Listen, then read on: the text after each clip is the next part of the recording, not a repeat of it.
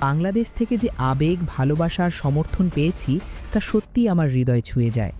সত্যি অপরিকল্পনীয় মেসির মুখের ভাষা।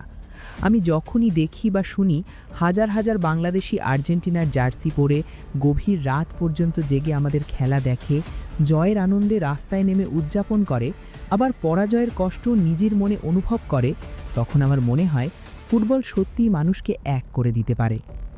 বাংলাদেশের মানুষ শুধু আমাকে নয়, পুরো আর্জেন্টিনা দলকে যেভাবে ভালোবাসে তার জন্য আমি আন্তরিকভাবে কৃতজ্ঞ।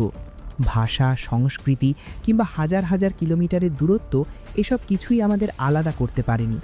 ফুটবল আমাদের একটি পরিবারের মতো একত্র করেছে। তবে আমি একটা কথাই বলতে চাই, ফুটবলকে সবসময় ভালোবাসার খেলা হিসেবে দেখো। জয় পরাজয় খেলাধুলারই অংশ, তাই কোনো দলকে সমর্থন করার কারণে যেন কারোর সঙ্গে ঘৃণা, বিদ্বেষ বা বিভেদ তৈরি না হয়। ব্রাজিল, আর্জেন্টিনা কিংবা অন্য যে কোনো দলের সমর্থক, আমরা সবাই ফুটবলের মানুষ। তোমাদের ভালোবাসা আমার কাছে বিশাল এক অনুপ্রেরণা, আর আমি বিশ্বাস করি একদিন বাংলাদেশ ও বিশ্ব ফুটবলে নিজেদের শক্ত অবস্থান তৈরি করবে।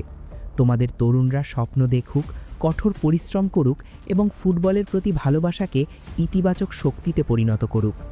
ফুটবল শুধু একটি খেলা নয়, এটি কোটি কোটি মানুষের আবেগ, ভালোবাসা আর একতার প্রতীক। তো চলুন দর্শক, এ বিষয়ে আরও বিস্তারিত দেখে নেই প্রতিবেদনের বাকি অংশে। বিশ্বকাপে নতুন করে বাংলাদেশকে চিনেছে পুরো বিশ্ব। ফুটবল